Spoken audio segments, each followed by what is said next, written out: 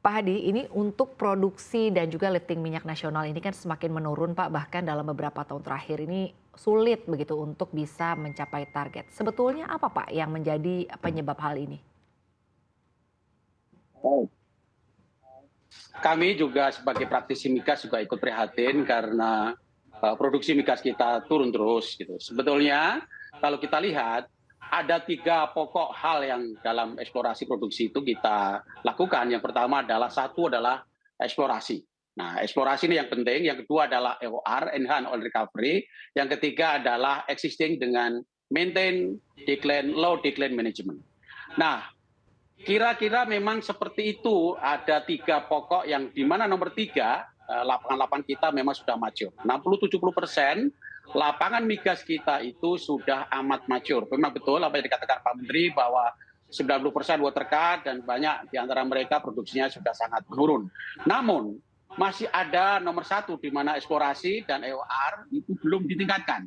Pemerintah dalam hal ini masih belum mempersiapkan roadmap yang baik terkait dengan eksplorasi dan EOR. EOR itu sangat sangat slow sekali perkembangannya, padahal itu bisa memberikan kontribusi 200 sampai 300 ribu barrel per hari untuk 5 tahun ke depan.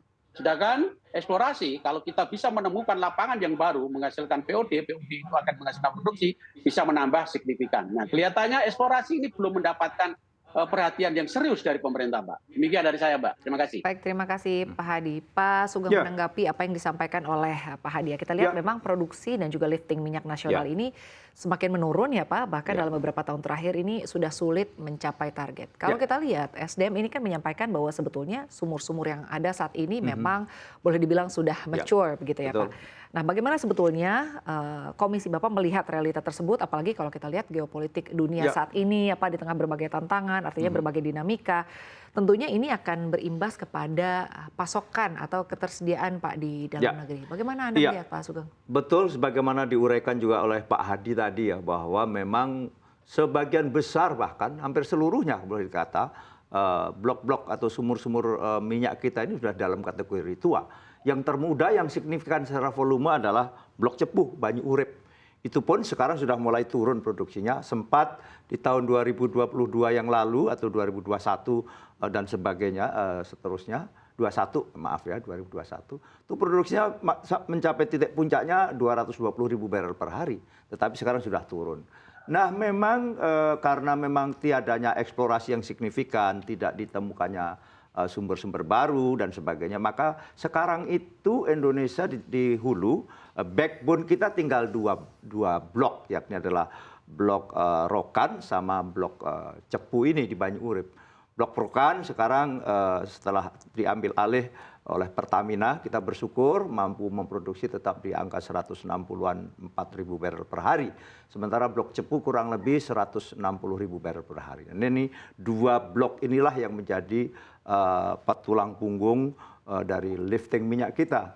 Dalam asumsi makro kita di APBN tahun 2023 yang sedang berjalan ini, kita targetkan lifting minyak kita di 660.000 barrel per day.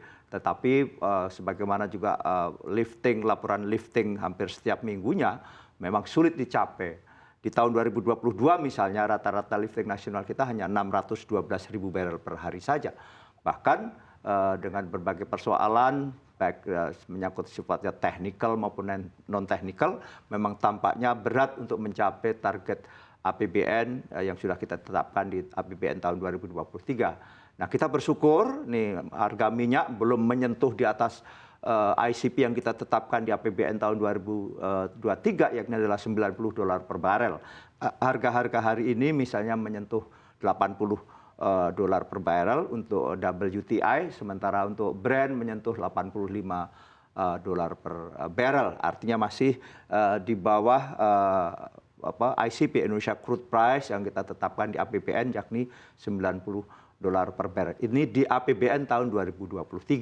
Nah, tantangan kemudian pasti nanti ke depan karena tadi ada perang bagaimana Israel, Palestina, dan Timur Tengah, dan juga perang di Ukraina yang juga belum selesai. Ini harga energi terus meningkat dan dipastikan akan terus merambat karena memang pasokan dari OPEC dan plus Rusia itu dipangkas kurang lebih 1,3 juta barrel per day. Jadi sangat signifikan. Arab Saudi tetap dengan policy-nya adalah mengurangi produksi minyaknya yakni 1 juta barrel per hari, jadi sekarang di tingkat 9 juta barrel per hari. Demikian juga Rusia memotong produksi minyaknya 300.000 barrel per hari. Nah, ini semuanya dihadapkan pada konstelasi tadi yang disampaikan politik yang sangat-sangat luar biasa ini di Timur Tengah, khususnya Israel dan Palestina, dan juga ini menjelang tahun baru dan musim dingin dan sebagainya, dipastikan konsumsi akan energi, khususnya BBM dan juga gas akan naik.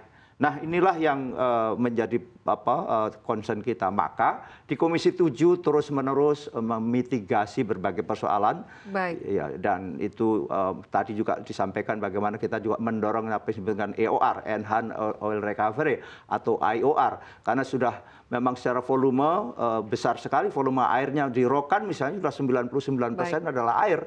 Jadi produksi per barelnya menjadi sangat mahal. Baik. Dan di tempat-tempat lain. Intinya kita tetap harus terus berbuat maksimal agar lifting tetap bisa kita pertahankan di angka yang kita tetapkan. Saya kira demikian. Baik, artinya untuk secara saat kerangka ini, umumnya. Baik, artinya untuk saat Ya. ini Blok Rokan dan juga Blok Cepu masih menjadi andalan ya, Masih Pak menjadi Sugeng? andalan sekarang. Baik, saya ingin ke Pak Hadi. Pak Hadi menanggapi apa yang disampaikan oleh Pak Sugeng dan juga mungkin boleh dilihat dari sisi pandangan Anda ya Pak. Sebagai seorang yang pernah berkecimpung di IATMI, artinya apakah Indonesia sebetulnya untuk saat ini sudah kehabisan sumber daya Pak untuk minyak, dan sebetulnya apa yang menyebabkan hal ini bisa terjadi? Kalau saya melihat pendapat saya, kita tidak kekurangan resources ya. Kita masih mempunyai resources yang banyak sekali. Ada 120-an basin di Indonesia dari Sabang sampai Merauke, dan baru sekitar 60 yang dieksploitasi. Artinya masih banyak, terutama di Indonesia bagian timur. Misalnya di Wari Block, ya, Natuna East, itu adalah blok-blok yang memang sangat prolific sekali untuk dieksplor. Dan memang dibutuhkan suatu keberanian untuk mengambil langkah eksplorasi di New Basin. Ya. Jadi kita punya uang, ya, kita punya SDM, kita punya teknologi, ya kan, dan kita punya lead and prospect yang banyak. Tinggal keberanian kita mengambil langkah eksplorasi. Memang high risk. 1:10 mungkin rata-rata. Kita ngebor 10 sumur, 1 bisa discovery. Tapi kita lihat, negara Guyana itu mempunyai program selama 15 tahun bisa produksi 1,1 juta barrel dari zero to hero. Artinya dia bisa memproduksi 1 juta barrel dalam waktu 12 sampai 15 tahun ya, dengan eksplorasi. Jadi tidak ada lain bagi pemerintah ya, melalui Pertamina tentu saja sebagai anak usaha di bidang migas untuk terus melakukan eksplorasi di New Basin. Sekali lagi saya katakan di New Basin, karena kalau tidak New Basin ya, kita tidak menemukan discovery yang signifikan. Kita harus mencari giant discovery. Kita harus bikin roadmap yang bagus untuk meningkatkan eksplorasi. Karena hanya eksplorasi itulah yang bisa meningkatkan produksi nasional kita. Eksplorasi menghasilkan POD dan POD menghasilkan produksi baru. Sehingga reserve replacement kita lebih dari 1. Nah, saat ini reserve replacement di oilnya kita kurang dari 1 kalau kita mau fair menghitungnya. Gitu. Jadi itulah yang kita lakukan. Yang harus kita lakukan bahwa kita masih punya resources, kita masih punya SDM, kita masih punya teknologi, ya, kita punya lead and prospect yang cukup. Mari kita melakukan eksplorasi yang masif di daerah-daerah baru di New Basin untuk meningkatkan produksi kita di masa depan. Kita masih ada waktu, tinggal eksplorasi ditingkatkan kembali.